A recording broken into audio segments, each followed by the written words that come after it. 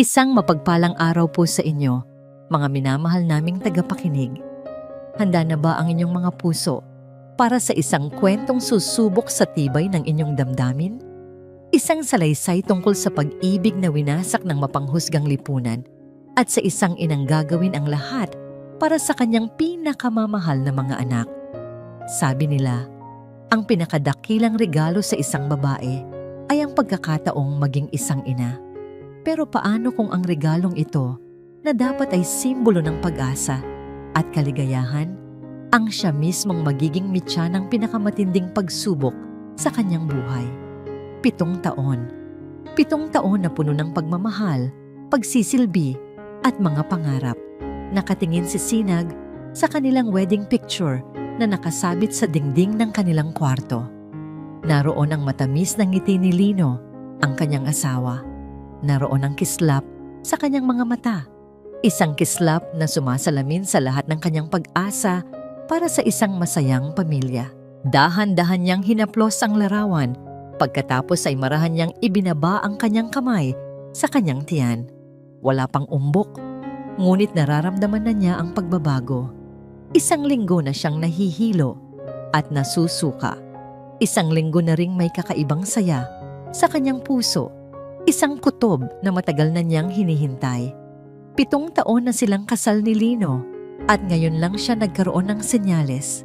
Ito na kaya yon? Ang katuparan ng kanilang pinakamalaking pangarap? Kinabukasan, nanginginig ang mga kamay ni Sinag habang binubuksan ang sobrang naglalaman ng resulta mula sa klinik. Nang mabasa niya ang mga salita, hindi niya napigilan ang pagtulo ng kanyang mga luha. Pero hindi ito luha ng kalungkutan. Ito ay luha ng purong kaligayahan, positibo. Magiging ina na siya. Magkakaroon na sila ng anak ni Lino. Sa kanyang follow-up check-up, isa pang balita ang sumalubong sa kanya. Habang nakatingin ang doktora sa monitor ng ultrasound, napangiti ito ng malapad. "Congratulations, Mrs. Montenegro," sabi ng doktora. Puno ng sigla ang boses. "Mukhang mas mapalad ka pa sa inaakala mo." "Ano pong ibig niyong sabihin, Doc?" tanong ni Sinag habang pinipilit tignan ang itim at puting imahe sa screen. "Hindi lang isa ang baby mo," nakangiting sabi ng doktora. "You're having twins. Kambal ang dinadala mo." Pakiramdam ni Sinag ay lumulutang siya sa alapaap. Doble ang biyaya, doble ang saya. Hindi siya makapaghintay na ibalita ito kay Lino at sa biyena niyang si Doña Estela. Sigurado siyang matutuwa ang mga ito. Ito na ang magpapatunay na karapat-dapat siyang miyembro ng pamilya Montenegro. Kahit pa isa lamang siyang simpleng babae mula sa probinsya ng amihan. Dala ang mga resulta ng ultrasound, masaya siyang umuwi sa lungsod ng Esmeralda. Nadatnan niya si Doña Estela na nagkakape sa hardin. Nakasuot ng eleganteng bestida, ang buhok ay perpektong nakaayos. Ang kanyang biyenan ay laging mukhang isang reyna, malamig, malayo, at hindi abot kamay. "Mama," magalang na bati ni Sinag, puno ng pananabik ang boses. "May maganda po akong balita sa inyo." Hindi man lang siya tinignan ni Doña Estela. "Ano yon? Nanalo ka ba sa loto?" Pabalang na sagot nito. Hindi pinansin ni Sinag ang lamig sa boses ng biyenan. Inilapag niya ang sobre sa lamesa. "Mama, buntis po ako. At hindi lang po isa. Kambal po ang magiging apo ninyo." Inaasahan ni Sinag na makikita ang kahit kaunting ngiti, kahit kaunting saya sa mukha ni Doña Estela. Ngunit ang sumalubong sa kanya ay isang nanlalamig na titig. Dahan-dahang kinuha ng matanda ang mga resulta. Tinignan ito. At pagkatapos ay ibinagsak sa lamesa na para bang isang basurang nakakadiri. "Isang sumpa," halos pabulong na sabi nito. Puno ng galit ang mga mata. "Ito ay isang sumpa." "Po? Anong sumpa, Mama?" Naguguluhang tanong ni Sinag. Biglang tumayo si Doña Estela. Ang kanyang mukha ay nababalot ng puot. "Hindi ka ba nakakaintindi? Ang kambal ay malas sa ating pamilya. Mula pa sa mga ninuno namin, ang pagsilang ng kambal ay laging sinusundan ng pagbagsak ng negosyo. ng kamatayan, ng trahedya. At ikaw, dinuro siya nito.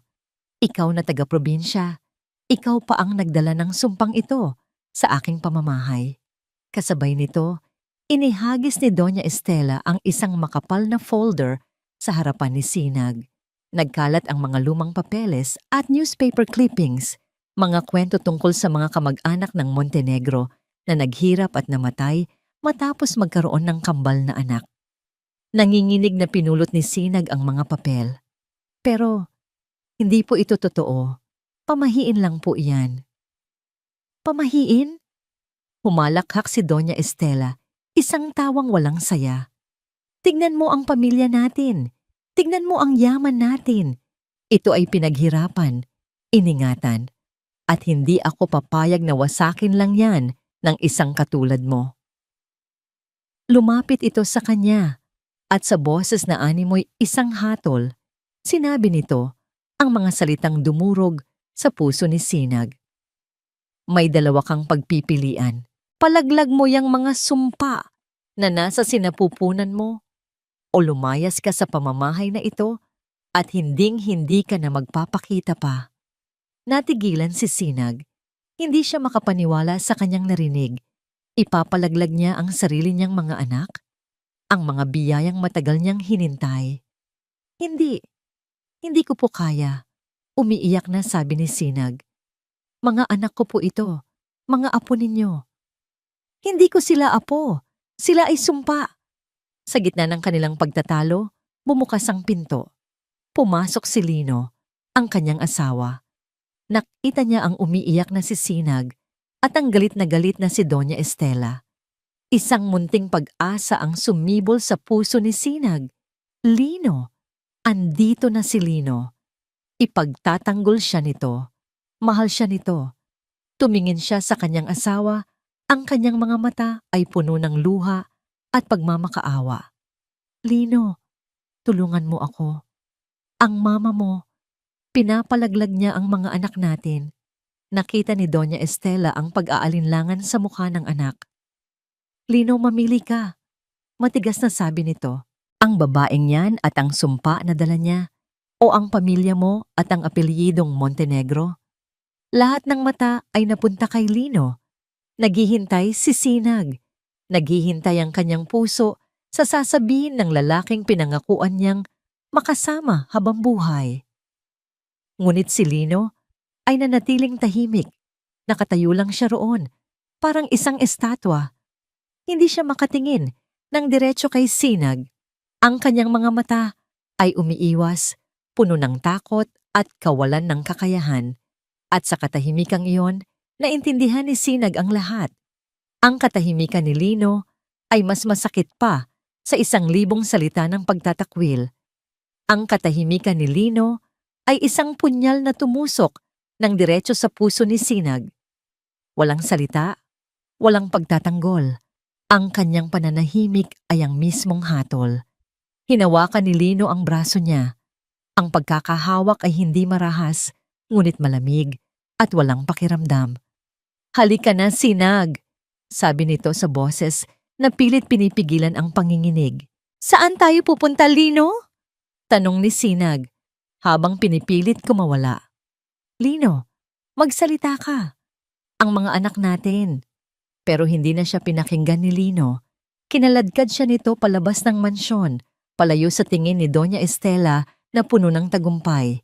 Dinala siya nito sa kanilang kotse at marahang itinulak papasok. Ang gabi ay madilim at nagsisimula nang pumatak ang ambon. Sa loob ng sasakyan, ang tanging maririnig ay ang kanyang mga hikbi at ang tunog ng wiper na humahawi sa luhang ulan sa salamin. Ang mga ilaw ng lungsod ng Esmeralda ay dumadaan sa kanilang bintana. Malalamlam na guhit ng kulay sa isang mundong biglang naging itim at puti para kay Sinag. Lino, parang awa mo na. Pagmamakaawa niya, ang bawat salita ay basag at hirap bigkasin. 7 taon. 7 taon kitang minahal at pinaglingkuran. Itatapon mo na lang ba ang lahat ng yon? Paano na ang mga pangarap natin? Ang pamilya natin? Nakatitig lang si Lino sa daan. Ang mga kamay ay mahigpit na nakakapit sa manibo. Nakita ni Sinag ang pagigting ng kanyang panga at sa isang saglit, sa ilalim ng ilaw poste na kanilang nadaanan, nakita niya ang isang butil ng luha na gumulong sa pisngi nito. Ngunit mabilis itong pinunasan ni Lino na para bang isang kahinaang hindi dapat makita. Ang luha na yon ay hindi nagbigay ng pag-asa kay Sinag. Bagkus, mas lalo lang nitong pinasakit ang kanyang dibdib. Umiiyak si Lino, hindi dahil ipinaglalaban siya, kundi dahil talunan ito. Umiiyak ito para sa sarili niya, tumigil ang sasakyan sa isang lugar na pamilyar sa kanya. Ang tulay sa dulo ng lungsod, isang lugar na madilim at bihira, ng daanan ng mga tao sa ganoong oras ng gabi. Ito ang tulay ng paglimot, ang tawag nila rito. Dito raw dinadala ang mga pusong sawi para kalimutan ng sakit. Bumukas ang pinto sa kanyang gilid, bumuhos ang malakas na ulan, agad na binabasa ang kanyang damit. "Bumaba ka na, Sinag!" Utos ni Lino. Ang boses ay garalgal at walang emosyon. "Hindi, Lino, wag mong gawin ito sa'kin. Samin!" Pagmamakaawa niya, habang mahigpit na nakakapit sa upuan. Ngunit wala na siyang nagawa. Dahan-dahan siyang hinila ni Lino palabas sa gitna ng humahagupit na ulan. Ang init ng katawan ni Lino ay ang huling bagay na naramdaman niya bago siya binitawan nito. Nakatayo siyang mag-isa sa gilid ng tulay, nanginginig sa ginaw at sa sakit. Tumingin si Lino sa kanya sa huling pagkakataon. Ang kanyang mukha ay nababasa ng ulan at ng sarili nitong mga luha. "Patawarin mo ako, Sinag," halos pabulong na sabi nito. Iyon na ang huling mga salita. Sumakay si Lino sa kotse. Walang lingon-likod, pinaharurot niya ito palayo. Iniwan si Sinag sa gitna ng kawalan. Ang pulang ilaw ng sasakyan ay unti-unting naglaho sa dilim, kasabay ng paglaho ng lahat ng kanyang pag-asa. Naiwan siyang mag-isa. Basang-basa, nilalamig, wasak na wasak. Dahan-dahan siyang naglakad patungo sa gilid ng tulay. Tumingin siya sa ibaba, sa madilim at rumaragasang tubig ng ilog. Isang anyaya, isang pagtakas mula sa lahat ng sakit. Para saan pa ang mabuhay? Ang lalaking pinag-alayan niya ng kanyang buhay ay tinalikuran na siya. Ang pamilyang pinangarap niya ay winasak bago pa man mabuo. Maging ang mga anak na dinadala niya ay itinuring na isang sumpa. Isang hakbang na lang at matatapos na ang lahat. Itinaas na niya ang kanyang paa. Ngunit sa gitna ng ingay ng ulan at hangin, isang imahe ang biglang pumasok sa kanyang isip. Ang kanyang ama, ang kanyang tatay, sa probinsya. Naalala niya ang huling pag-uusap nila bago siya magpakasal kay Lino. Hawak ng matanda ang kanyang mga kamay. Ang mga mata nito'y puno ng pagmamahal at kaunting lungkot. "Anak, pangako mo sa'kin," sabi nito. "Kahit anong mangyari, hinding-hindi ka susuko. Ang buhay ay isang regalo. Huwag na huwag mo yang sasayangin." Ang alaala na yon ay parang isang mainit na yakap sa gitna ng malamig na gabi. Bigla niyang naramdaman ang dalawang maliliit na buhay sa loob niya. Mga buhay na walang kasalanan. Mga buhay na nakadepende sa kanya. Dahan-dahan niyang ibinaba ang kanyang paa. Napaluhod siya sa basang semento. Ang mga kamay ay mahigpit na nakayakap sa kanyang tiyan. Humagulgol siya. Nang humagulgol, inilalabas ang lahat ng sakit, galit at pagkabigo. Nang maubos na ang kanyang luha, isang bagong damdamin ang pumalit. Determinasyon. "Hindi ako susuko," bulong niya sa hangin. "Para sa inyo, mga anak ko." Hindi na siya si Sinag na asawa ni Lino. Hindi na siya ang manugang ng mga Montenegro. Siya ay isang ina. At poprotektahan niya ang kanyang mga anak. Sa gitna ng kanyang pagluluksa at bagong tuklas na katatagan, Isang nakakasilaw na ilaw ang tumama sa kanyang mukha. Isang convoy ng mga itim at mamahaling sasakyan ang huminto sa kanyang harapan. Napatayo siya, nagtataka, at medyo natatakot. Bumukas ang pinto ng unang sasakyan. Isang lalaking nasa edad 50, nakasuot ng formal na uniforme ng isang butler, ang lumabas na may dalang payong. Lumapit ito sa kanya. Hindi inalintana ang malakas na ulan. Yumuko ito ng may buong paggalang. Sa ilalim ng liwanag ng kidlat, nakilala niya ang mukha nito.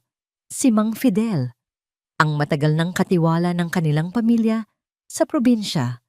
Senyorita Sinag, sabi nito sa isang magalang at kalmadong boses, na para bang ang tagpong ito, isang babaeng basang-basa, sa gitna ng tulay sa kalaliman ng gabi, ay ang pinakanormal na bagay sa mundo.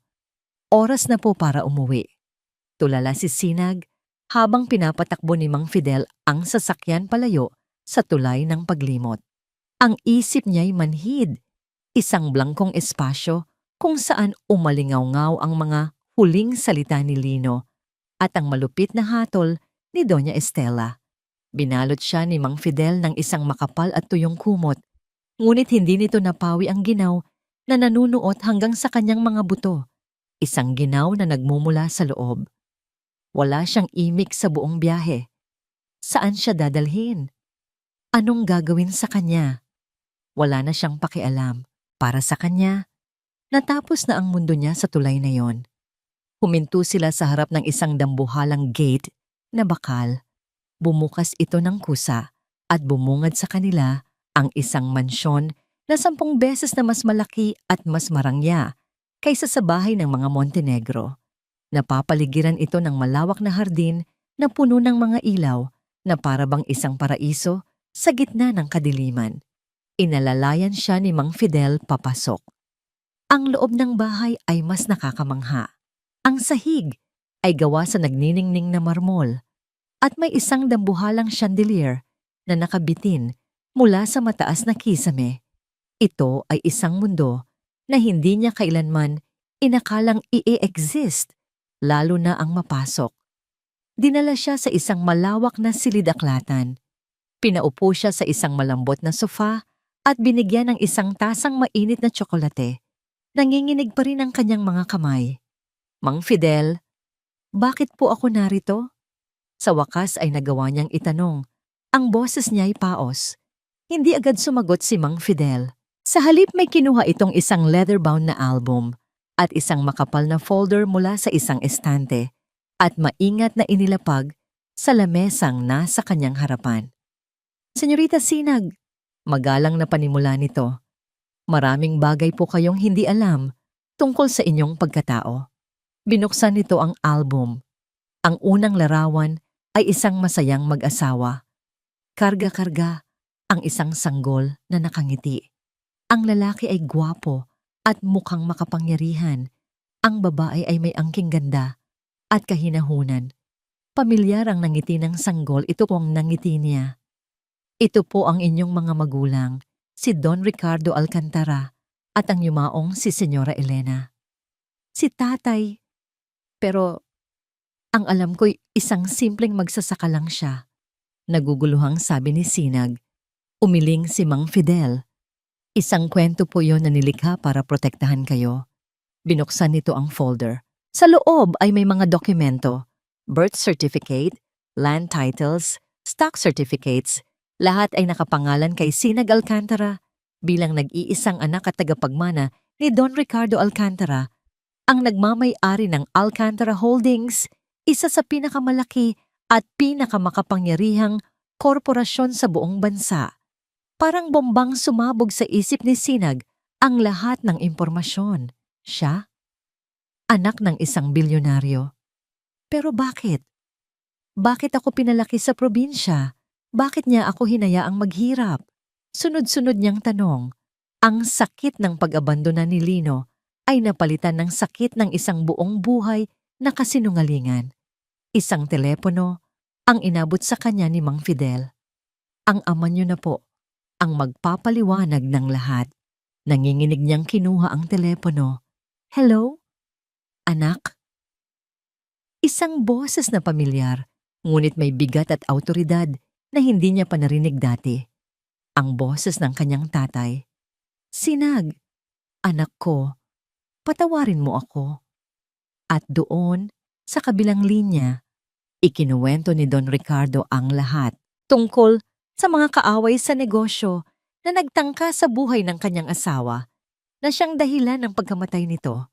Dahil sa takot na baka pati siya ay mapahamak, itinago niya si Sinag sa probinsya ng amihan sa ilalim ng pangangalaga ng mga pinagkakatiwalaan niyang tauhan, habang si Mang Fidel ay palihim na nagbabantay mula sa malayo.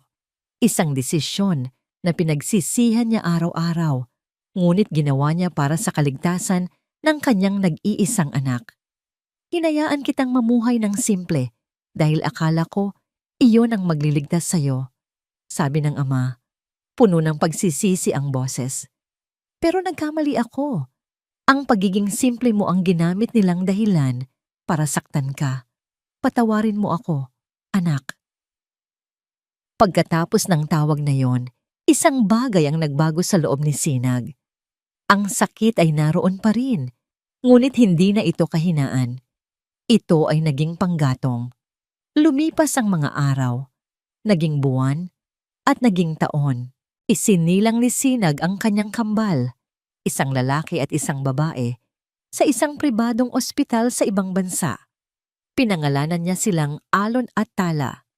Sila ang kanyang alon ng lakas at ang kanyang bituin ng pag-asa. Sila ang naging sentro ng kanyang mundo. Habang pinalalaki ang kanyang mga anak, sinimulan ni Sinag ang kanyang transformasyon sa ilalim ng gabay ng kanyang ama at ng mga pinakamahuhusay na tutor. Pinag-aralan niya ang lahat tungkol sa negosyo, pananalapi, at batas. Ang mga gabing dati ginugugol niya sa pag-iyak ay napalitan ng pagbabasa ng mga business reports at stock market analysis. Nag-aral din siya ng self-defense. Natutunan niyang ipagtanggol ang kanyang sarili, hindi lang sa pisikal, kundi pati na rin sa emosyonal.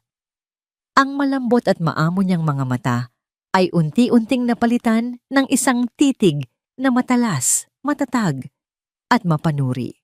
Ang babaeng umiyak sa ilalim ng tulay ay namatay na. Ang isinilang muli ay isang reyna. 7 taon. Nakatayo ngayon si Sinag Alcantara sa floor-to-ceiling window ng kanyang opisina sa pinakatuktok ng Alcantara Holdings Tower. Tanaw mula rito ang buong lungsod ng Esmeralda.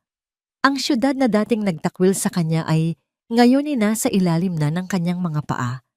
Siya ay hindi na nakasuot ng simpleng bestida, kundi isang mamahaling business suit na bumabagay sa kanyang kapangyarihan. Ang kanyang buhok ay nakaayos ng may profesionalismo. Ang tanging bakas ng nakaraan ay ang isang malamig na kislap sa kanyang mga mata. "Senyorita, narito na po ang report na pinapahanap ninyo," sabi ni Mang Fidel na ngayon ay kanyang pinakatapat na executive assistant. Inilapag nito ang isang folder sa kanyang malawak na mesa. Kinuha ito ni Sinag at binuklat. Sa loob ay ang financial statement ng Montenegro Corporation. Gaya ng inaasahan niya, ito'y lugmok sa utang at malapit ng bumagsak. Sa isang pahina, may larawan ng board of directors ng kumpanya. Naroon si Doña Estela, mukhang tumanda na, ngunit arogante pa rin. At sa gitna, naroon si Lino. Ang kanyang mukha ay may mga guhit na ng pagod at problema. "Handa na ako, Mang Fidel," sabi ni Sinag. Ang kanyang boses ay kalmado, ngunit may bigat ng bakal. Oras na para singilin ang mga Montenegro sa kanilang utang. Kinuha niya ang isang pulang pluma. Dahan-dahan, ngunit may diin. Binilugan niya ang pangalan sa ilalim ng titulong Chief Executive Officer. Lino Montenegro. Ang conference room ng Montenegro Corporation ay balot ng tensyon. Ang hangin ay mabigat, halos mahirap hingahan. Nakaupo si Lino Montenegro sa dulo ng mahabang lamesa. Ang kanyang mga mata ay nakatuon sa mga numerong nakapula sa financial report na nasa kanyang harapan. Sa bawat numero ay tila isang pako na ibinabaon sa kanyang kabaong. Sa kanyang tabi Naroon si Doña Estela, ang kanyang ina. Kahit sa bingit ng pagbagsak, napanatili nito ang kanyang aroganteng postura, ngunit ang bahagyang panginginig ng kanyang mga kamay habang hawak ang tasa ng kape ay hindi nakaligtas sa paningin ni Lino. Ang ibang miyembro ng board ay hindi mapakali. Ang kanilang mga bulungan ay parang mga bubuyog na naghahanap ng sisising reyna. Sino ba talaga itong bagong investor na ito? Tanong ng isa sa mga board members. Alcantara Holdings. Wala akong masyadong alam sa kanila, maliban sa bigla na lang silang sumulpot at namili ng stocks. Ang mahalaga ay may pera sila. Sagot naman ng isa pa. Pera na kailangan natin para hindi tuluyang lumubog ang kumpanya. Tumikhim si Lino. Kailangan nating maging maingat. Masyadong malaki ang porsyentong binili nila. Sila na ngayon ang may kontrol sa karamihan ng shares. Sa madaling salita, kung ano man ang gusto nilang mangyari, mangyayari. Bago pa man may makasagot, bumukas ang malaking pinto ng conference room. Isang babaeng nakasuot ng itim na business suit ang pumasok. Ang bawat hakbang ay may bigat at kumpiyansa. Ang kanyang buhok ay nakatali sa isang perpektong bun at ang kanyang mukha ay halos walang emosyon. Maliban sa isang matalas na tingin na tila kayang tumagos sa kaluluwa ng inumang tititigan niya. Sinundan siya ng isang pamilyar na lalaki, si Mang Fidel, na may bitbit na mga dokumento. Tumayo ang lahat, nag-aabang. Ngunit si Lino at Doña Estela ay nanatiling nakaupo, na para bang napako sa kanilang mga silya. Ang kanilang mga mata ay nanlalaki sa pagkabigla at hindi makapaniwala. Ang mundo ni Lino ay tila huminto sa pag-ikot. Ang babaeng iyon, ang postura, ang mukha, mas tumanda, mas tumamatag, mas malamig. Ngunit walang duda. Siya si Sinag. Magandang umaga, bati ni Sinag. Ang kanyang boses ay kalmado at propesyonal. Ngunit para sa mag-ina, ang bawat pantig ay parang yelong tumutusok sa kanilang mga balat. Ako si Sinag Alcantara, ang kinatawan ng Alcantara Holdings. Inilibot niya ang kanyang paningin sa buong silid at sa huli ay tumigil ito kay Lino. Nagtama ang kanilang mga mata. Sa mga mata ni Lino, nakita ni Sinag ang gulat, pagsisisi at isang hibla ng tanong. Sa mga mata ni Sinag, wala nang nakitang kahit anong emosyon si Lino. Isang blangkong pader na hindi niya kayang pasukin. Ikaw? Ang tanging salitang lumabas sa bibig ni Doña Estela. Ang kanyang boses ay nanginginig sa pagitan ng galit at takot. Anong ginagawa mo rito, babaeng taga-probinsya? Isang bahagyang ngisi ang sumilay sa labi ni Sinag. Panahon na siguro para itama ninyo ang inyong impormasyon, Doña Estela. Dahil ang babaeng taga-probinsya na tinutukoy ninyo ang nagmamay-ari ngayon ng kumpanyang ipinagmamalaki ninyo. Ipinakita ni Mang Fidel ang mga dokumento sa board. Isang kolektibong paghinga ng pagkabigla ang narinig sa buong silid. Sa sumunod na oras, si Sinag ang nagkontrol ng pulong. Gamit ang isang laser pointer, isa-isa niyang ipinakita ang mga pagkakamali sa pamamalakad ni Lino. Bawat desisyon, bawat kontrata, bawat pagkalugi, lahat ay nakalatag, inilantad para makita ng lahat. Ang kanyang presentasyon ay hindi lamang base sa datos. Ito ay isang kalkuladong pagwasak sa reputasyon ni Lino bilang CEO. Habang nagsasalita si Sinag, hindi maiwasang pagmasdan siya ni Lino. Ang babaeng dati simpleng ngumingiti sa bawat luto niyang pagkain, ang babaeng umiiyak habang nagmamakaawa sa kanya, wala na. Ang nasa harapan niya ngayon ay isang estranghera, isang reyna na nakaupo sa isang trono na gawa sa abo ng kanilang nakaraan. Nang matapos ang pulong, nagunahan sa paglapit ang mga board members kay Sinag, nag-aalok ng suporta. Hindi sila pinansin ni Sinag. Ang kanyang mga mata ay nanatili kay Lino na nakatulala pa rin. Tumayo si Sinag para umalis.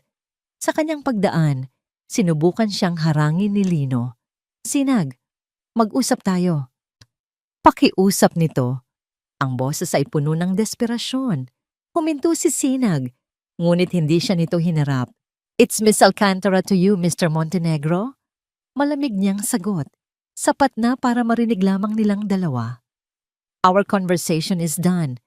You can discuss your severance package with my legal team." Nagsimula na siyang maglakad palayo. Ang bawat hakbang niya ay parang isang dagok sa dibdib ni Lino. Hindi niya kayang hayaan na matapos na lang ng ganoon. Kailangan niyang malaman. "Ang mga anak ko," biglang sabi ni Lino. Sapat na para mapahinto si Sinag sa may pintuan. Dahan-dahang lumingon si Sinag. Isang kilay ang nakataas. Isang malamig na ngiti ang muling gumuhit sa kanyang mga labi. Isang nangiting hindi umabot sa kanyang mga mata. "Nagtataka ka ba kung nasaan ang mga anak mo?" Tanong niya. Ang boses ay mababa ngunit puno ng lason. "O kinalimutan mo na rin sila, tulad ng ginawa mo sa akin?" Hindi na niya hinintay ang sagot. Tuluyan na siyang lumabas ng silid, kasama si Mang Fidel. Naiwan si Lino na nakatayo, parang binuhusan ng nagyayalong tubig. Ang tanong ni Sinag ay umalingaw-ngaw sa kanyang isipan, paulit-ulit. Hindi. Hinding-hindi niya sila kinalimutan. Sa loob ng 7 taon, araw-araw niyang pinagsisihan ang gabing iyon. Araw-araw, iniisip niya kung ano ang nangyari sa kanila. Araw-araw, binabagabag siya ng kanilang mga multo. At ngayon, ang multo ng kanyang nakaraan ay nagbalik. Hindi para magmakaawa, kundi para maningil. Nakatayo si Lino sa bintana ng kanyang opisina, nakatanaw sa lungsod ng Esmeralda. Dati, ang tanawing ito ay nagbibigay sa kanya ng pakiramdam ng kapangyarihan at pag-aari. Ngayon, ang bawat gusali, bawat ilaw, ay tila nanunumbat sa kanya. Hindi na niya ito pag-aari. Ang reyna ng syudad na ito ngayon ay ang babaeng minsan niyang itinapon sa dilim. Paulit-ulit na umuulit sa kanyang isipan ang huling tanong ni Sinag. "Nagtataka ka ba kung nasaan ang mga anak mo? O kinalimutan mo na rin sila, tulad ng ginawa mo sa akin?" Kinalimutan? Kung alam lang ni Sinag. Kung alam lang niya na sa loob ng 7 taon, walang gabi na hindi siya binangungot ng alaala ng gabing iyon. Biglang nagbalik sa kanyang isipan ang lahat. Ang paghagupit ng ulan sa salamin ng kotse, ang panginginig ng mga kamay ni Sinag, ang sakit sa mga mata nito bago niya ito iwanan. Matapos niyang patakbuhin ang sasakyan palayo sa tulay, hindi siya nakalayo. Mga ilang kanto lang ang layo. Itinigil niya ang kotse sa isang madilim na eskinita. Doon, ibinuhos niya ang lahat. Sinuntok niya ang manibela hanggang sa mamula ang kanyang mga kamao. Humagulgol siya na parang isang bata, isang luhang walang sinumang nakakita. Naisip niyang bumalik. Naisip niyang suwayin ang kanyang ina at yakapin si Sinag. Ngunit nanaig ang takot. Ang takot sa kanyang ina. Ang takot na mawala ang lahat ng yaman at posisyon. Ang takot na bumalik sa wala. At ang takot na yon ang nagtulak sa kanya pauwi sa mansyon, tungo sa isang buhay na walang kaluluwa. "Lino, mahal?" Isang boses ang pumutol sa kanyang pag-iisip. Pumasok si Isabel, ang kanyang asawa. Isang babaeng perpekto sa paningin ng lipunan, pinili ng kanyang ina para sa kanya 3 taon na ang nakalipas. Maganda si Isabel, mayaman, at galing sa tamang pamilya. Ngunit ang mga mata nito'y walang kislap na hinahanap niya. Ang mga ngiti nito'y hindi abot sa puso. "Kakain na tayo. Pinapatawag na tayo ni Mama," sabi nito habang inaayos ang kurbata niya. Napapikit si Lino nang maramdaman ang pagdampi ng mga daliri nito sa kanyang dibdib. Malamig, hindi tulad ng mga kamay ni Sinag na laging may daladalang init. "Susunod na ako." Walang gana niyang sagot. Sa loob ng 7 taon, sinubukan niyang hanapin si Sinag. Sa unang taon, umupa siya ng mga private investigator, ngunit bigla na lang itong nawala na parang bula. Walang record, walang bakas, na para bang kinain ito ng lupa. Kalaunan, sumuko na rin siya. Kinumbinsi ang sarili na marahil ay nakahanap na ito ng bagong buhay, isang buhay na masaya at malayo sa kanya. Ngunit ang pagbabalik nito ay nagpatunay na mali siya. Hindi ito nagtago. Naghanda ito. Kinagabihan, sa kanyang study, gumawa siya ng isang tawag na matagal na niyang hindi ginagawa. Kailangan ko ng serbisyo mo ulit, sabi niya sa kausap sa kabilang linya, isang kilalang private investigator. Ang pangalan niya ay Sinag Alcantara. Oo, siya nga. Gusto kong malaman ang lahat. Saan siya tumira sa loob ng 7 taon? Anong ginawa niya? At nag-atubili siya. Alamin mo ang lahat tungkol sa mga anak niya. Pagkatapos ng tawag, pakiramdam niya'y nabunutan siya ng tinik. Sa wakas, may ginagawa na siyang tama. Ngunit ang kapayapaan niya'y hindi nagtagal. Pumasok sa study si Doña Estela nang walang katok-katok. Ang muka ay puno ng galit. Nakita mo ba ang ginawa ng babaeng yon? Bungad nito. Ang kahihiyan na dinala niya sa pamilya natin. Isang ahas na pinalaki natin. Kailangan nating gumanti, Lino. Durugin natin siya bago niya tayo maunahan. Napuno na si Lino. Ang 7 taong pagkikimkim ng sisi at galit sa sarili ay biglang sumabog. Tumigil na kayo, ma. Sigaw niya. Isang bagay na hindi niya kailanman ginawa sa buong buhay niya. Nagulat maging si Doña Estela.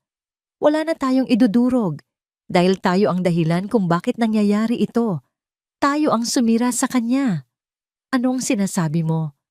Ako. Ako ang duwag na nag-iwan sa kanya sa gitna ng ulan. At kayo. Kayo ang nagtulak sa akin na gawin yon dahil sa mga walang kwentang pamahiin ninyo. Tumayo si Lino, ang mga matay nag-aapoy. Hindi siya ahas, ma. Isa siyang biktima. At tayo ang mga halimaw sa kwento niya. Ma, kasalanan natin ito. Sinira natin ang buhay niya. Natigilan si Doña Estela, hindi makapaniwala sa nakikita at naririnig. Sa unang pagkakataon, sinuway siya ng kanyang anak. Ang anak na sunod-sunuran sa kanya. Umalis si Lino sa study, iniwan ang kanyang ina na tulala. Kailangan niya ng hangin. Kailangan niyang makalayo. Habang naglalakad siya sa hardin, nag-vibrate ang kanyang telepono. Isang email mula sa private investigator. Mabilis, masyadong mabilis. Ang subject ay her with them.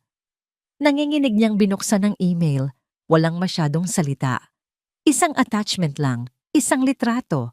Nang bumukas ang litrato, tila huminto ang pagtibok ng kanyang puso. Si Sinag. Nakaupo sa isang picnic blanket sa isang parke, pero hindi ito ang malamig na reyna na nakita niya sa boardroom. Ang Sinag sa litrato ay nakangiti. Isang ngiting totoo, puno ng saya. Isang naman ang ngiting matagal na niyang hindi nakikita at pinananabikan. At sa magkabilang gilid niya, nakayakap sa kanya ay 2 bata. Isang batang lalaki at isang batang babae. Parehong mga 7 taong gulang. Ang batang babae ay may mahabang buhok at mga mata ni Sinag, ngunit ang nangiti nito ay sa kanya. At ang batang lalaki, ang buong mukha nito ay isang maliit na bersyon niya. Ang kanyang mga mata, ang kanyang ilong, ang kanyang buhok. Sila na nga, ang mga anak niya, ang kambal na itinuring na sumpa. Bumagsak si Lino sa kanyang mga tuhod. Ang litrato ay nanlalabo dahil sa mga luhang bumabaha mula sa kanyang mga mata. Isang halo ng matinding sakit para sa mga taong nasayang at isang maliit, nanginginig na usbong ng pag-asa. Buhay sila at masaya sila nang wala siya. Ang bawat araw ay isang kalkuladong galaw sa chessboard para kay Sinag. Ang Montenegro Corporation ay unti-unti niyang nilalason mula sa loob. Ipinapatupad niya ang mga bagong pulisiya na nagpapahirap sa mga lumang gawin ng kumpanya. Ibinubunyag niya ang mga anomalya na matagal nang itinatago sa ilalim ng pamumuno ni Doña Estela. Ang kanyang paghihiganti ay hindi isang marahas na pagsabog. Ito ay isang mabagal, malamig, at tiyak na pagdurog. Ngunit ang pinakamabisa niyang armas laban kay Lino ay hindi ang pera o kapangyarihan. Ito ay ang kanilang nakaraan. Isang hapon, sinadya ni Sinag na bisitahin ang isang maliit at lumang kapihan sa isang sulok ng Esmeralda. Ang kapihan ng mga pangarap. Dito sila unang nag-date ni Lino. Naaalala pa niya ang amoy ng bagong giling na kape, ang init ng kamay ni Lino habang hawak ang sa kanya, at ang mga pangarap na sabay nilang binuo sa loob ng 4 na sulok ng lugar na yon. Umupo siya sa kanilang paboritong pwesto sa tabi ng bintana. Nag-order siya ng 2 kapeng barako, ang laging in-order nila noon. Ang isa ay para sa kanya at ang isa ay inilagay niya sa kabilang panig ng mesa na para bang may hinihintay. Gaya ng inaasahan niya, ilang minuto lang ang lumipas, pumasok si Lino. Alam niyang susundan siya nito. Alam niyang desperado na itong makahanap ng pagkakataong makausap siya. Nakita ni Lino ang eksena. Si Sinag, ang 2 tasa ng kape, ang pamilyar na lugar, isang bitag na gawa sa matatamis na alaala. At alam ni Lino na isa itong bitag, ngunit kusa pa rin siyang pumasok dito. Sinag, sabi nito. Ang boses ay mababa. Tumingin si Sinag sa kanya. Isang blankong ekspresyon ang nasa mukha. Mr. Montenegro, what a coincidence. Hindi ito coincidence, sabi ni Lino. Alam kong sinadya mo to. Diretso ka pala magsalita ngayon, sagot ni Sinag habang marahang hinahalo ang kanyang kape. Hindi katulad noon. Umupo si Lino sa tapat niya. Ang mga mata ay nakatitig sa kanya, puno ng mga tanong na hindi masabi. Sa gitna ng kanilang katahimikan, biglang tumunog ang telepono ni Lino. Isang importanteng tawag mula sa isang investor na maaring sumalba sa isang malaking proyekto ng Montenegro Corp. Ngunit hindi niya ito pinansin. Ang kanyang buong atensyon ay nakay Sinag. Gusto kong makita ang mga anak ko. Talaga? Tanong ni Sinag. Ang boses ay may bahid ng panunuya. Para saan? Para ituring mo rin silang sumpa, tulad ng ginawa ng ina mo? Nasaktan si Lino. Hindi. Hinding-hindi ko sila itinuring na sumpa. Pero hinayaan mong itakwil sila. Hinayaan mong itapon mo ako. Pareho lang yon, Lino. Patuloy na tumunog ang telepono ni Lino. Sa huli, namatay din ito. Huli na ang lahat. Ang investor call na yon ay hindi na mauulit. At alam ito ni Sinag. Isang maliit na tagumpay sa kanyang malaking plano. Sa kabilang dako, hindi nakatulog si Doña Estela. Ang pagsuway ni Lino at ang biglaang pagbabalik ni Sinag bilang isang makapangyarihang babae ay gumulo sa kanyang mundo. Hindi siya makapapayag na matalo. Kailangan kong malaman ang kahinaan niya. Bulong niya sa sarili. Lahat ng tao ay may kahinaan. Nag-utos siya ng mga tauhan na bumalik sa probinsya ng amihan. Hinalughog nila ang buong baryo para sa kahit anong impormasyon, kahit anong dumi na maaaring gamitin laban kay Sinag. Ngunit wala silang nahanap. Ang mga taong dati kilala si Sinag ay bigla na lang naging tikom ang bibig. Ang mga record sa munisipyo at simbahan ay malinis, na para bang ang pagkatao ni Sinag Alcantara bilang isang simpleng taga-probinsya ay binura na sa kasaysayan. Ang hindi alam ni Doña Estela, matagal nang nilinis ni Don Ricardo ang lahat ng bakas bago pa man niya simulan ang kanyang paghahanap. Gabi na nang umuwi si Sinag sa kanyang mansyon. Ang malamig na reyna ng boardroom ay naglaho pagpasok niya sa pintuan. Sinalubong siya ng 2 maliliit na yakap. Mommy! Sabay na sigaw ni Alon at Tala. Napaluhod si Sinag at niyakap ng mahigpit ang kanyang kambal. Ang amoy ng kanyang mga anak, ang tanging lunas sa pagod at galit na kanyang nararamdaman. Sila ang kanyang lakas. Sila ang kanyang dahilan. How was school, my loves? Malambing niyang tanong. It was great. I got a star in my drawing. Masayang sabi ni Tala. Habang naghahapunan, tinitignan niya ang kanyang mga anak. Si Alon, na tahimik ngunit mapagmasid, tulad niya. At si Tala, na masayahin at palangiti, tulad ng Lino na minahal niya noon. Isang masakit na paalala. Pagkatapos niyang patulugin ang mga bata, nagkwento siya sa kanila. Isang kwento tungkol sa isang prinsesang nakipaglaban sa isang dragon. Mommy, biglang tanong ni Alon, ang kanyang mga matay seryoso. Do we have a daddy? Natigilan si Sinag. Ito ang tanong na matagal na niyang kinatatakutan. Hinaplos niya ang buhok ng anak. Everyone has a daddy, anak. Yours is just in a faraway castle right now. Is he a king? Tanong naman ni Tala. Ngumiti si Sinag, isang nangiting malungkot. He was supposed to be. Samantala, sa labas ng dambuhalang gate ng mansyon ni Sinag, nakatayo si Lino sa ilalim ng nagsisimulang ambon na para bang isang deja vu ng gabing iyon sa tulay. Tinitignan niya ang mga bintanang may ilaw. Alam niyang nasa loob ang kanyang pamilya. Isang pamilyang hindi kanya. Sumigaw siya. Sinag, parang awa mo na.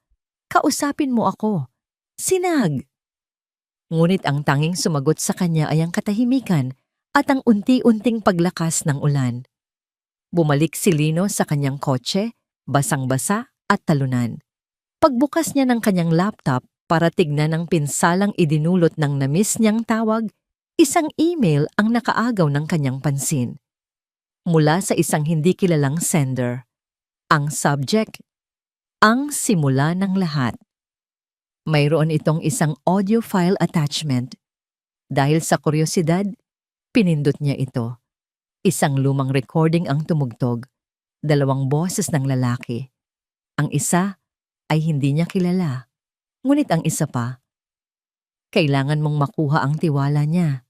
Siya ang susi para mapabagsak si Alcantara. Paano kung mahulog ako sa kanya? Problema mo na yan. Gawin mo ang trabaho mo, Montenegro. Ang boses na yon. Ang mas bata at aroganteng boses na yon. Ito ang kanyang boses. 8 taon na ang nakalipas. Nanlamig ang buong katawan ni Lino. Ang mukha niya'y namutla. Ang lihim na akala niya'y matagal nang nakabaon ay biglang bumangon mula sa hukay. Ang audio recording ay parang isang multo na bumulong sa tenga ni Lino. Isang multo mula sa isang buhay na matagal na niyang sinubukang kalimutan. Ang bawat salita, bawat pag-aalinlangan sa kanyang boses noon ay bumalik na parang mga karayom na tumutusok sa kanyang budhi. Ito na, ang pader na naghihiwalay sa kanyang nakaraan at kasalukuyan ay gumuho na. Wala nang atrasan, wala nang pagtatago. Alam niyang kailangan niyang harapin si Sinag.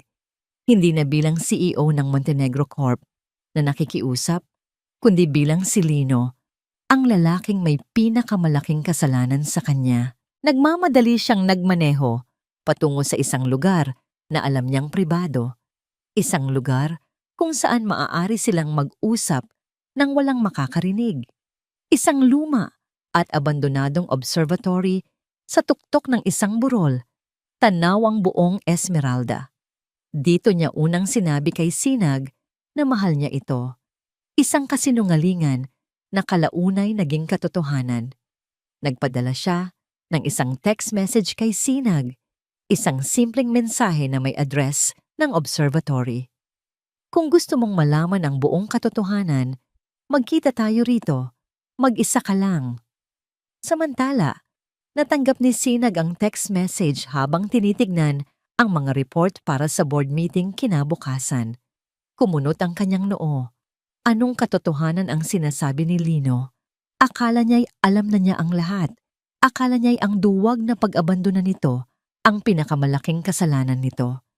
Ngunit may kung anong kaba sa kanyang dibdib, isang kuryosidad na hindi niya mapigilan. Dumating si Sinag sa observatory. Ang hangin sa tuktok ng burol ay malamig.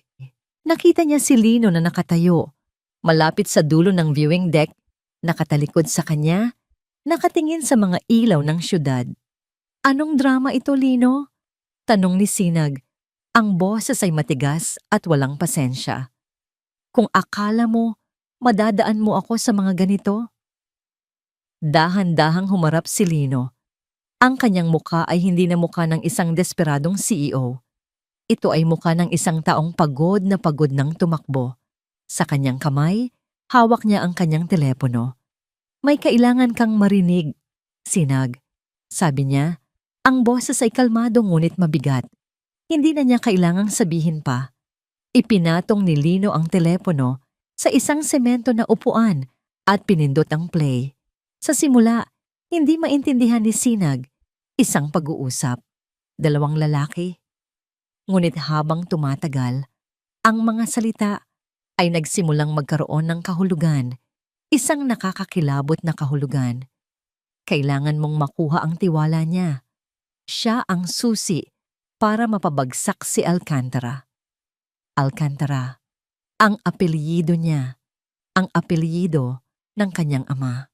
Paano kung mahulog ako sa kanya? Ang boses na yon, ang boses ni Lino, isang bersyon na mas bata, mas arogante. Nang matapos ang recording, isang nakabibinging katahimikan ang namagitan sa kanila. Ang tanging maririnig ay ang ihip ng hangin. Tumingin si Sinag kay Lino. Ang kanyang mga mata ay nanlalaki sa isang emosyon na hindi pa niya naramdaman dati. Isang halo ng matinding pagkalito at paparating na sakit. Ano yon? Nanginginig niyang tanong. Ang simula, sagot ni Lino. Ang tingin ay nakatutok sa kanya. Ang simula ng lahat ng kasinungalingan natin. At nagsimula siyang magkwento. Isang kwento na nagsimula 8 taon na ang nakalipas. Siya ay isang ambisyosong binata. Desperadong patunayan ang sarili sa kanyang ina at sa mundo ng negosyo. Isang araw, nilapitan siya ni Mr. Vargas, isang matinding karibal, sa negosyo ni Don Ricardo Alcantara. Inalok siya ni Vargas ng isang kasunduan. Tulungan siyang pabagsakin ng Alcantara Holdings sa pamamagitan ng paggamit sa nag-iisang kahinaan nito, ang nag-iisang anak na itinatago nito sa probinsya. Ang kapalit ay isang malaking pwesto at parte sa kumpanya kapag bumagsak na si Alcantara. Ginamit kita, Sinag. Pag-amin ni Lino, ang bawat salita ay tila isang pagtaga sa sarili niyang dibdib. Nilapitan kita, niligawan, pinakasalan. Lahat yon ay parte ng plano. Napahakbang paatras si Sinag na para bang sinampal. Ang mga alaala ng kanilang nakaraan, ang mga ngiti, ang mga halik, ang mga pangako. Lahat ay biglang naging isang malaking panloloko. Ang 7 taon ng pagmamahal na akala niya'y totoo ay isang pag-arte lang pala. Pero pagpapatuloy ni Lino, ang boses ay nagsimulang mabasag. Habang tumatagal, hindi ko namalayan. Ang pag-arte ay naging totoo. Minahal kita, Sinag. Minahal kita nang higit pa sa plano, higit pa sa ambisyon ko. Sa piling mo, naramdaman ko ang kaligayahan na hindi kayang ibigay ng kahit anong pera o posisyon. Tears started to well up in Sinag's eyes. Hindi luha ng awa, kundi luha ng matinding galit at pagkasuklam. Kasinungalingan. Totoo, Sinag. Maniwala ka. Pagmamakaawa ni Lino. Kaya ako nanahimik noong gabing iyon. Hindi lang dahil sa takot ko kay Mama. Natakot ako na kapag ipinaglaban kita, malalaman ni Mr. Vargas, malalaman niya na totoo na ang nararamdaman ko. At kapag nalaman niya, hindi lang ako ang mapapahamak. Ikaw, pati ang pamilya mo, dadamay niya. Ang pananahimik ko ay isang duwag na paraan para protektahan ka. Ang buong mundo ni Sinag ay gumuho sa pangalawang pagkakataon. Mas masakit, mas malala. Ang plano niya sa paghihiganti na itinayo niya sa pundasyon ng pag-abandona ay biglang naging walang saysay. Ang kaaway na kinamumuhian niya sa loob ng 7 taon ay hindi lang pala isang duwag na asawa. Isa itong manloloko. isang taksil. Ang buong pag-ibig nila ay isang malaking kasinungalingan mula sa simula. Lumapit siya kay Lino, itinaas niya ang kanyang kamay, at isang malutong na sampal ang dumapo sa pisngi nito. Ang tunog ay umalingaw-ngaw sa katahimikan ng gabi. Ang buong buhay ko, sabi ni Sinag, habang ang mga luha ay tuluyan ng bumuhos sa kanyang mga pisngi. Ang kanyang boses ay puno ng sakit na hindi mailarawan. Ang buong pagkatao ko, isang kasinungalingan. Sa gitna ng kanyang paghagulgol, biglang nagring ang kanyang telepono. Isang tunog na marahas at wala sa lugar. Nakita niya ang pangalan ni Mang Fidel sa screen. Pinunasan niya ang kanyang mga luha at sinagot ito. Pilit na pinatatag ang kanyang boses. "Hello, Mang Fidel?" Ngunit ang boses sa kabilang linya ay hindi kalmado. Ito ay puno ng pagkasindak at takot. "Senyorita, Senyorita," hirap na sabi ni Mang Fidel. "Ang mga bata, nawawala sila." Ang mga salita ni Mang Fidel ay parang kidlat na tumama sa nanlalambot ng puso ni Sinag. "Ano? Paanong nawawala?" Sigaw niya sa telepono. Ang lahat ng sakit at galit na nararamdaman niya para kay Lino ay biglang napalitan ng isang emosyon na mas matindi at mas primal. Ang takot ng isang ina. "Pag-uwi ko po mula sa paghahatid sa inyo, wala na sila sa kanilang silid-aralan." Ang sabi ng tutor nila.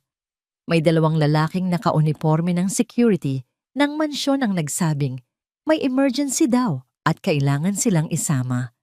"Hindi na po sila mahagilap, senyorita," paliwanag ni Mang Fidel. Ang boses ay puno ng pagsisisi. Binitawan ni Sinag ang kanyang telepono. Nabitawan niya ito.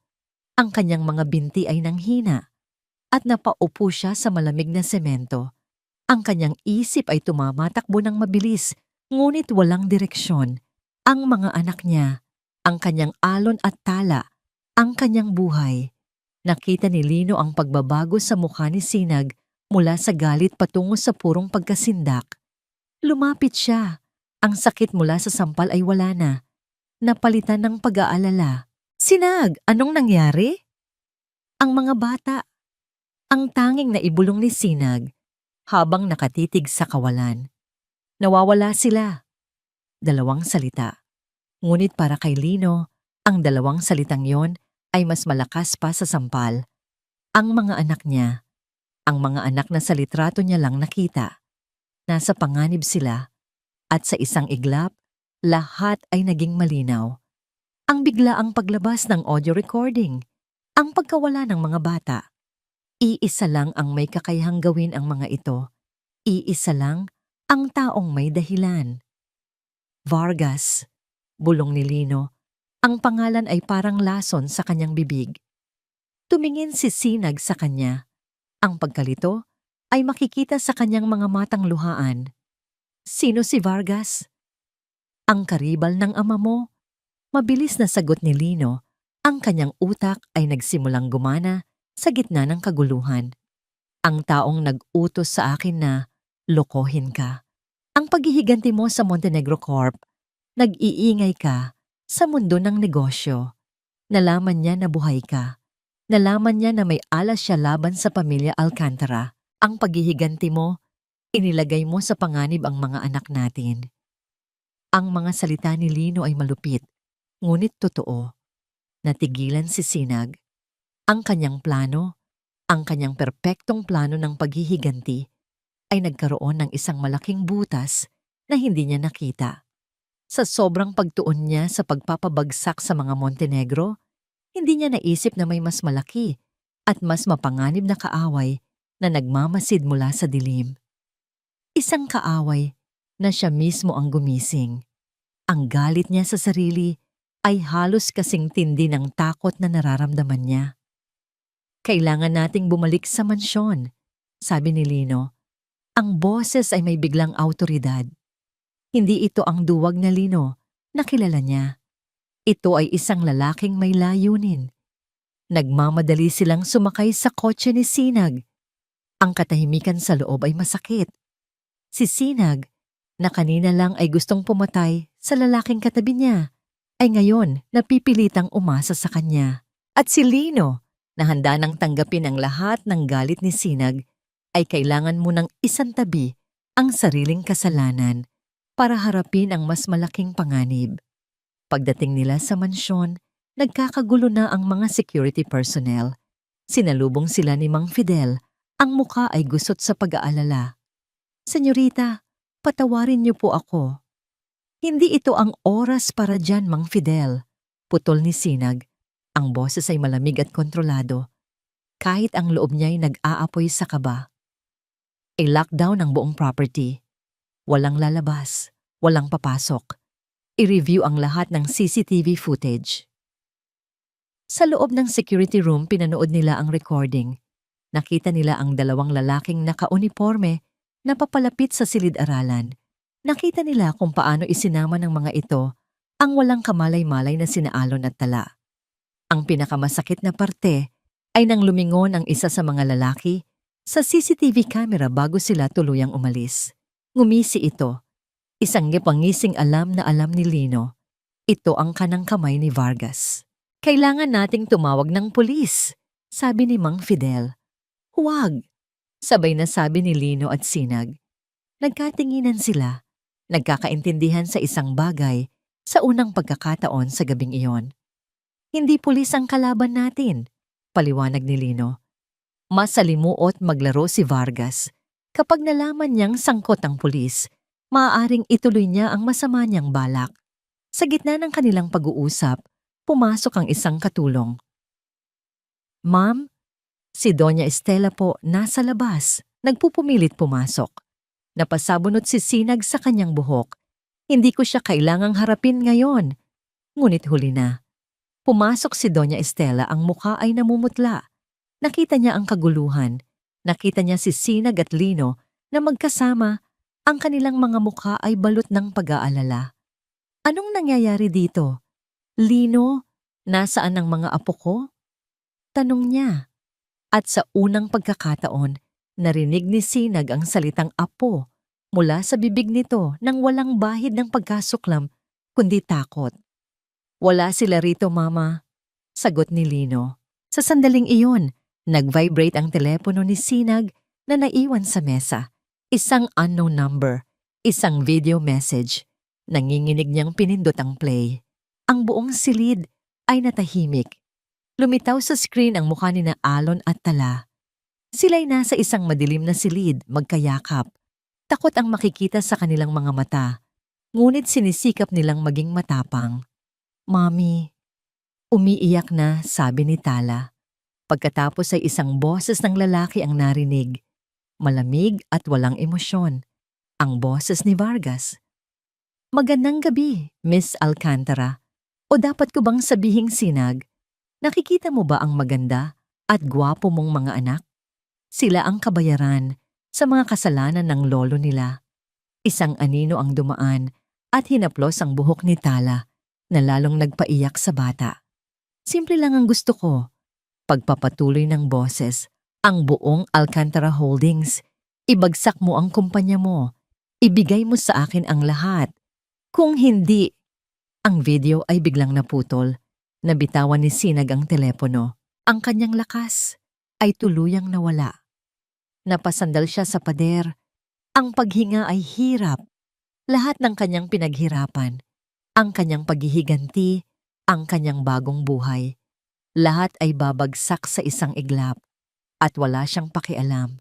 Ang tanging mahalaga ay ang kaligtasan ng kanyang mga anak.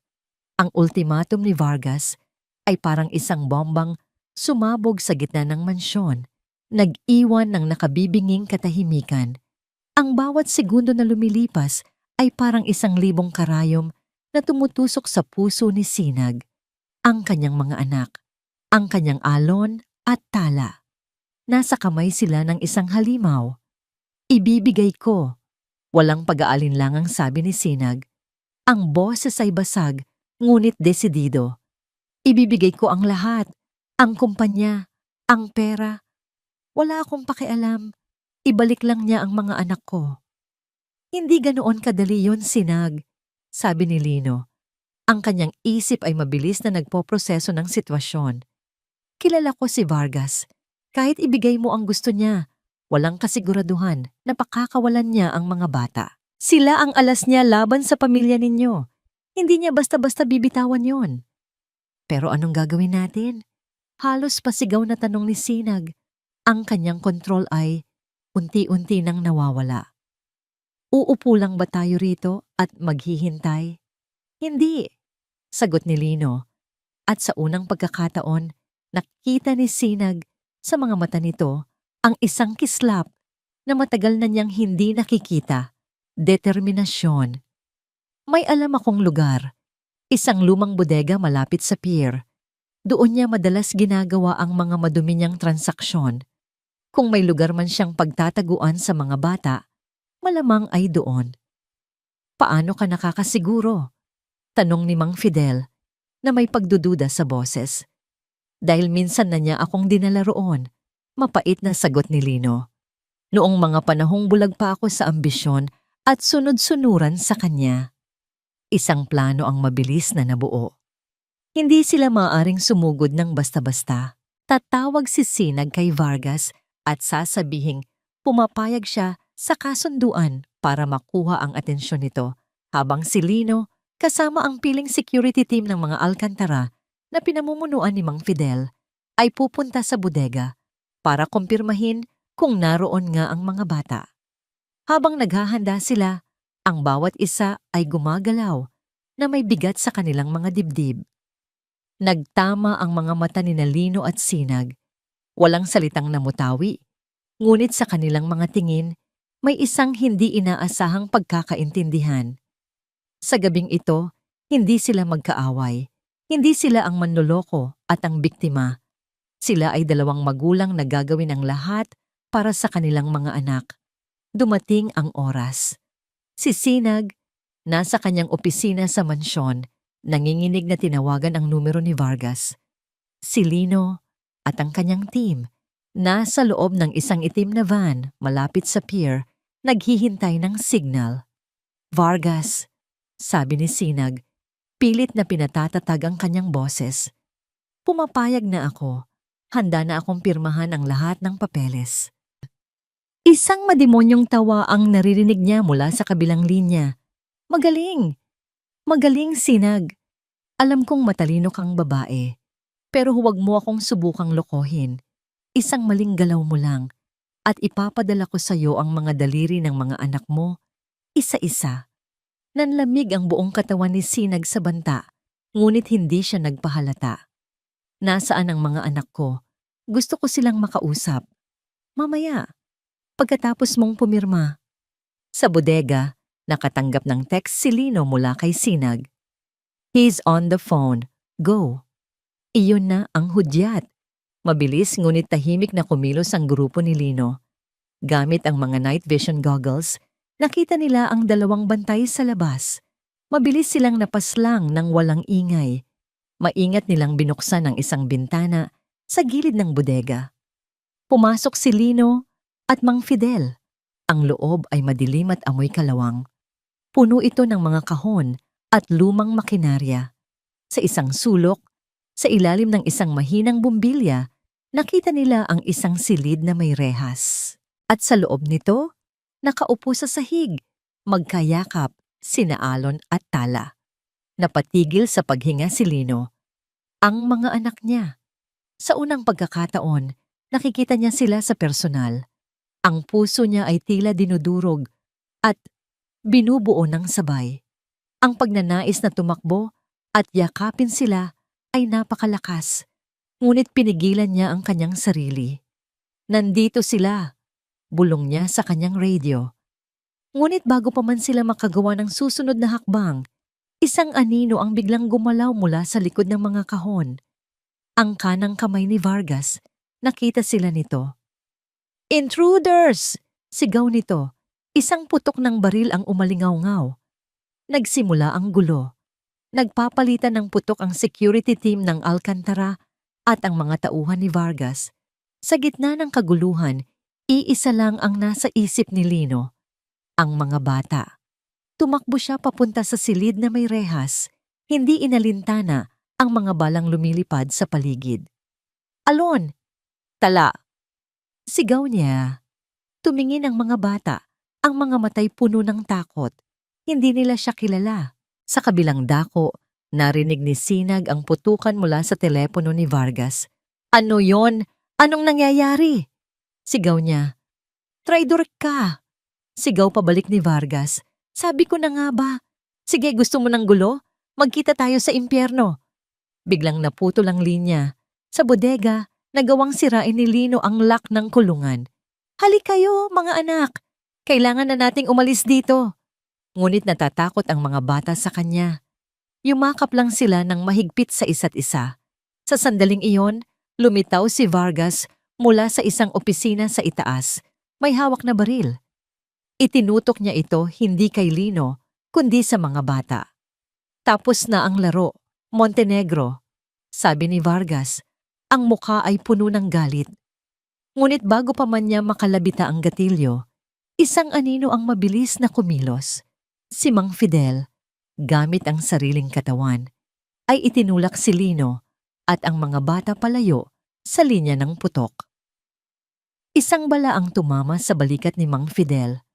Habang nagkakagulo, nakita ni Lino ang kanyang pagkakataon. Walang pag-aalinlangan, tumakbo siya paakyat sa hagdanan, diretso kay Vargas. Ito na ang pagkakataon niyang itama ang lahat ng kanyang pagkakamali. Nakita ni Vargas si Lino na paparating. Muli niyang itinutok ang baril. Ngayon ay kay Lino na. "Para sa pamilya ko!" Sigaw ni Lino. Isang putok ng baril ang muling umalingaw-ngaw sa buong bodega. Sa labas, kararating lang ni Sinag. Hindi na napigilan ang sarili. Narinig niya ang huling putok. Ang puso niya ay tuluyang huminto. Tumakbo siya papasok. Sinisigaw ang pangalan ng kanyang mga anak. Pagpasok niya, nakita niya si Mang Fidel na duguan ngunit buhay. Inaalala yan ng kanyang mga tauhan. Nakita niya sina Alon at Tala. Umiiyak ngunit ligtas sa pangangalaga ng ibang security. At nakita niya si Vargas nakahandusay sa sahig, walang buhay. At sa tabi nito, nakita niya si Lino. Nakahiga. May tama ng bala sa dibdib at umaagos ang dugo mula sa sugat. Tumakbo si Sinag palapit. "Lino!" Dinampot niya ang ulo ni Lino. Dahan-dahang iminulat ni Lino ang kanyang mga mata. Isang mahinang ngiti ang sumilay sa kanyang mga labi. "Ligtas! Ligtas ba sila?" Hirap niyang tanong. Tumango si Sinag, habang ang mga luha ay walang tigil sa pag-agos. "Lino, wag mo kaming iwan." Ngunit unti-unti nang pumipikit ang mga mata ni Lino. Naramdaman ni Sinag ang pagkawala ng init sa katawan nito. Sumigaw siya. Isang sigaw na puno ng sakit, pagsisisi, at 7 taon ng pag-ibig na hindi kailanman namatay. Ang puting pader ng ospital ay tila isang blankong canvas kung saan ipinipinta ang lahat ng takot at pag-aalala ni Sinag. Ilang oras na siyang nakaupo sa labas ng emergency room. Ang kanyang mamahaling business suit ay may bahid na ng dugo ni Lino. Ang mga kamay niya, na dati pumipirma sa mga multimilyong kontrata, ay ngayon magkadaop sa panalangin. Sa isang tabi, naroon si Mang Fidel. Ginagamot na ang tama ng bala sa balikat. At sa kabilang upuan, natutulog ang kanyang kambal, pagod sa yakan at takot. Ang mga ulo ay nakasandal sa balikat ng isa't isa. Ligtas sila. Ito ang tanging bagay na pinanghahawakan ni Sinag. Lumabas ang doktor mula sa ER. Ang mukha ay seryoso. Agad na napatayo si Sinag. "Dok, kumusta po siya?" "Nasa critical siyang kondisyon," sabi ng doktor. "Malapit sa puso ang tama ng bala. Nagawa naming alisin ito, ngunit ang susunod na 24 na oras ay napaka-kritikal. Kailangan nating maghintay at umasa." Ang bawat salita ng doktor ay parang isang dagok. Hindi pa tapos ang laban. Inilipat si Lino sa intensive care unit. Sa pamamagitan ng salamin na bintana, pinagmasdan siya ni Sinag. Nakakabit sa kanya ang iba't ibang makina. Ang tanging tunog sa loob ng silid ay ang ritmikong beep ng heart monitor. Isang tunog na nagsasabing Buhay pa siya, lumalaban pa. Ang lalaking nakahiga roon ay hindi ang CEO ng Montenegro Corp, hindi rin ang duwag na asawang nag-iwan sa kanya, at lalong hindi ang manlolokong may madilim na plano. Ang lalaking nakahiga roon ay ang ama ng kanyang mga anak. Ang lalaking sumalo ng bala para sa kanila. Habang nakatitig siya, isang presensya ang tumabi sa kanya. Si Doña Estela. Ang dating aroganteng postura nito ay wala na. Napalitan ito ng hitsura ng isang ina na natatakot na mawalan ng anak. Ang kanyang buhok ay bahagyang magulo at ang kanyang mga mata ay namumugto. Kasalanan ko ito, mahinang sabi ni Doña Estela. Ang boses ay basag. Hindi ito nakatingin kay Sinag, kundi sa anak nitong nasa loob. Ang lahat ng ito, kasalanan ko. Hindi sumagot si Sinag. Wala siya ng lakas para makipagtalo. Wala na rin siyang galit. Ang nararamdaman na lang niya ay isang matinding pagod. Ang totoo, Sinag, pagpapatuloy ng matanda, ayokong maranasan mo ang naranasan ko noon. Sa unang pagkakataon, nagkwento si Doña Estela. Ikinuwento niya ang kanyang kabataan sa isang pamilyang mahirap. Ikinuwento niya kung paano siya minahal ng ama ni Lino na mula sa isang mayamang pamilya. At ikinuwento niya kung paano siya minaliit, inalipusta, at tinawag na probinsyana at gold digger ng pamilya nito.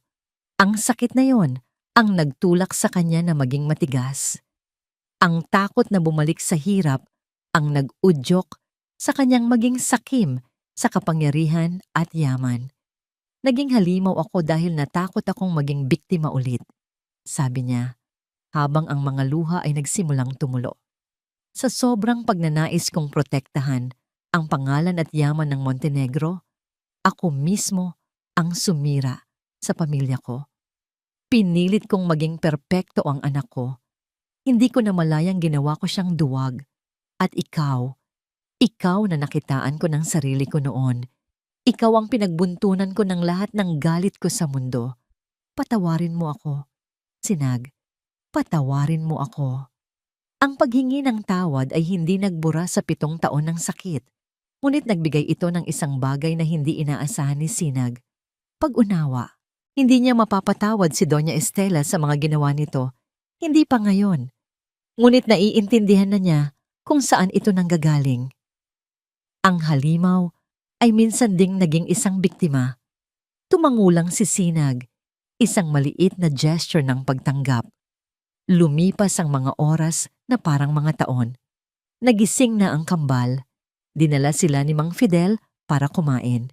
Nang bumalik, tinanong ni Tala kung pwede nilang makita ang lalaking nagligtas sa kanila. Sa pahintulot ng nurse, pinayagan silang sumilip sa loob ng ICU. Nakatayo sila sa labas ng salamin, katabi ni Sinag. Siya ba yung daddy namin, Mommy? Inosenteng tanong ni Alon. Hindi alam ni Sinag ang isasagot. Hinaplos na lang niya ang buhok ng anak. Biglang inilapat ni Tala ang kanyang maliit na kamay sa malamig na salamin, sa direksyon kung nasaan ang kamay ni Lino. Get well soon, Daddy, bulong nito. Sa simpleng gesture na yon, gumuho ang lahat ng natitirang pader sa puso ni Sinag. Umagulgol siya, niyakap ang kanyang 2 anak. Kinabukasan, habang si Sinag ay nakabantay, isang nurse ang pumasok para i-check ang vital signs ni Lino. Pagkatapos ng ilang sandali, napansin ni Sinag ang bahagyang paggalaw sa mga daliri nito. Lumapit siya. Lino, dahan-dahan, napakabagal. Iminulat ni Lino ang kanyang mga mata. Malabo pa ang kanyang paningin, ngunit nagawa niyang ituon ito sa mukha ni Sinag. Walang lumabas na salita mula sa bibig niya. Ngunit sa kanyang mga mata, may isang tanong. Isang tanong na hindi na niya kailangang bigkasin. Hinawakan ni Sinag ang kamay ni Lino. Ang unang pagkakataon, sa loob ng 7 taon na hinawakan niya ito nang may pag-aalala. Ligtas sila, sagot niya sa hindi nabigkas na tanong. Ligtas sila. Salamat sa'yo. Isang butil ng luha ang gumulong mula sa gilid ng mata ni Lino. Luha ng pasasalamat, luha ng kapatawaran. At habang nakatingin sa kanya si Sinag, isang butil din ng luha ang pumatak mula sa kanyang mga mata. Ngunit hindi na niya alam kung para saan ito. Para ba sa saya na buhay si Lino? O para sa sakit ng isang nakaraan na hinding-hindi na nila mababawi? O para sa isang kinabukasan na ngayon ay blanko at hindi na niya alam kung paano sisimulan? Ang paghihilom ay nagsimula na, ngunit alam niyang mahaba pa ang daan. Lumipas ang 6 na buwan. Ang malamig na hangin ng nakaraan ay unti-unting napalitan ng banayad na simoy ng pag-asa. Ang mga sugat, bagamat nag-iwan ng peklat, ay nagsimula ng maghilom. Ang Montenegro Corporation, gaya ng inaasahan, ay tuluyan ng bumagsak. Ngunit sa halip na hayaan itong maging abo, isinama ito ni Sinag sa ilalim ng Alcantara Holdings, hindi para sa paghihiganti, kundi para sa mga empleyadong umasa sa kumpanya. Itinalaga niya ang isang bagong management team na may integridad. Tinitiyak na ang mga pagkakamali ng nakaraan ay hindi na mauulit. Si Doña Estela, sa sarili niyang kagustuhan, ay tinalikuran ang karangyaan ng lungsod ng Esmeralda. Bumalik siya sa kanilang probinsya, sa isang simpleng bahay, kung saan sinubukan niyang hanapin ang kapayapaan na matagal nang ipinagkait sa kanya ng sarili niyang ambisyon. Minsan, nagpapadala siya ng mga sulat para sa kanyang mga apo, mga sulat na puno ng mga kwento at pagsisisi na binabasa naman ni Sinag sa mga bata. At si Lino, matapos ang mahabang proseso ng paggaling, tuluyan siyang gumaling. Ngunit ang Lino na lumabas ng ospital ay iba na. Wala na ang anino ng takot o ang bigat ng kasinungalingan. Sa harap ng board ng Alcantara Holdings at ng kanyang pamilya, formal niyang isinuko ang lahat ng kanyang karapatan at mana mula sa pamilya Montenegro. Wala siyang kinuha maliban sa mga damit na suot niya. Nagsimula siya ng isang bagong buhay malayo sa mundo ng korporasyon. Nagtrabaho siya bilang isang arkitekto sa isang maliit na kumpanya. Ginagamit ang talento niya sa pagguhit, ang tanging bagay na tunay niyang minahal bago siya lamunin ng negosyo. Isang hapon, nagkita sila ni Sinag sa parehong lugar kung saan nagsimula at nagtapos ang lahat para sa kanila, ang tulay ng paglimot. Ngunit ngayon, ang tulay ay hindi na simbolo ng sakit, kundi ng isang bagong kabanata. "Kumusta ka na?" tanong ni Sinag habang nakatingin sila sa payapang ilog sa ibaba. "Okay na ako," sagot ni Lino. Isang totoong nangiti ang nasa kanyang mga labi. Masaya, payapa. Tumingin siya kay Sinag. "Salamat, Sinag. Sa lahat." "Para saan?" "Sa pagpapahintulot mong makita ko ang mga bata. Ito na ang pinakamalaking regalo." Tuwing Sabado't Linggo, sinusundo ni Lino sina Alon at Tala. Dinadala niya sila sa parke, tinuturuan magbisikleta, at binibilhan ng sorbetes. Walang mamahaling regalo, tanging oras at atensyon. Sa mga araw na yon, hindi siya ang dating CEO. Siya lang si Daddy. "Hindi na ako galit, Lino," pag-amin ni Sinag. "Ang pagpapatawad, siguro darating din tayo dyan. Pero sa ngayon, sapat nang alam nating pareho tayong gagawin ang lahat para sa kanila. Hindi na nila kailangang pag-usapan pa ang nakaraan. Walang nangyaring romantikong pagbabalikan. Ang pag-ibig na minsan nilang pinagsaluhan ay nasira na, at ang mga basag na piraso ay hindi na maibabalik sa dati. Ngunit mula sa mga pirasong iyon, nakabuo sila ng isang bagong uri ng relasyon, isang samahan na nakabatay sa respeto at sa iisang hangarin, ang kapakanan ng kanilang mga anak. Nagpaalam sila sa isa't isa, at habang pinagmamasdan ni Sinag si Lino na naglalakad palayo, wala na siyang naramdamang sakit, tanging kapayapaan. Kinagabihan, sa malawak na hardin ng kanyang mansyon, masayang naghahabulan sina Sinag at ang kanyang kambal. Ang tawa ng mga bata ay ang pinakamagandang musika sa kanyang pandinig. Habang pinagmamasdan niya sina alon at tala, alam niyang lahat ng kanyang pinagdaanan ay may halaga. Niyakap niya ang mga ito ng mahigpit. Mahal na mahal kayo ni Mommy, bulong niya. We love you too, Mommy! Sabay nilang sagot.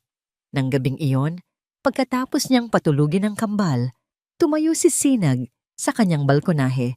Hawak ang isang tasang tsaa. Tanaw niya ang mga bituin sa langit. Hindi na siya ang Sinag na taga-probinsya na nangangarap ng pag-apruba ng iba. Hindi na rin siya ang reyna ng paghihiganti na puno ng galit. Ang babaeng nakatayo roon ngayon ay si Sinag Alcantara, isang ina, isang leader, isang babaeng buo, malaya, at may hawak ng sarili niyang liwanag.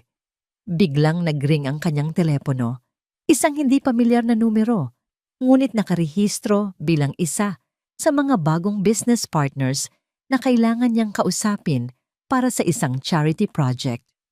Hello, this is Sinag Alcantara. Good evening, Miss Alcantara. Sagot ng isang boses ng lalaki sa kabilang linya. Isang boses na kalmado, magalang, at may kakaibang init. I'm Gabriel. I believe we have a project to discuss. Isang ngiti ang sumilay sa mga labi ni Sinag. Isang nangiting totoo, payapa at puno ng pag-asa. Yes, Mr. Gabriel. Sagot niya habang nakatingin sa pagsikat ng isang bagong araw sa abot-tanaw. I'm ready to listen. Ang kwento ng kanyang nakaraan ay tapos na. Isang bagong kabanata ang naghihintay na isulat. At sa pagkakataong ito, siya na ang may hawak ng panulat. At dito po nagtatapos ang kwento ni Sinag. Isang kwento ng sakit, pagbangon, at paghilom. Ang aral na iniiwan sa atin ng salaysay na ito ay ang tunay na lakas ay hindi nasusukat sa yaman o kapangyarihan, kundi sa kakayahang bumangon mula sa pinakamatinding pagbagsak. Ipinapaalala nito sa atin na ang pagpapatawad, lalo na sa sarili, ang unang hakbang tungo sa tunay na kapayapaan. At higit sa lahat, ang pag-ibig ng isang ina ay isang ilaw na kayang talunin kahit ang pinakamatinding dilim. Maraming salamat po sa inyong walang sawang pagsubaybay sa kwentong ito. Sana po ay may napulot kayong aral at inspirasyon. Ano po ang masasabi ninyo sa naging kapalaran ni Sinag at Lino? At anong klaseng kwento naman po ang gusto ninyong marinig sa susunod? I-comment nyo lang po sa ibaba. Ang inyong mga saloobin ay napakahalaga po sa amin. Hindi dito nagtatapos ang ating paglalakbay.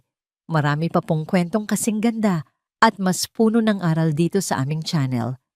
Kung nagustuhan nyo ang kwentong ito, i-like, i-share sa pamilya at mga kaibigan, at mag-subscribe na rin para lagi kayong updated sa mga susunod pa naming kwento.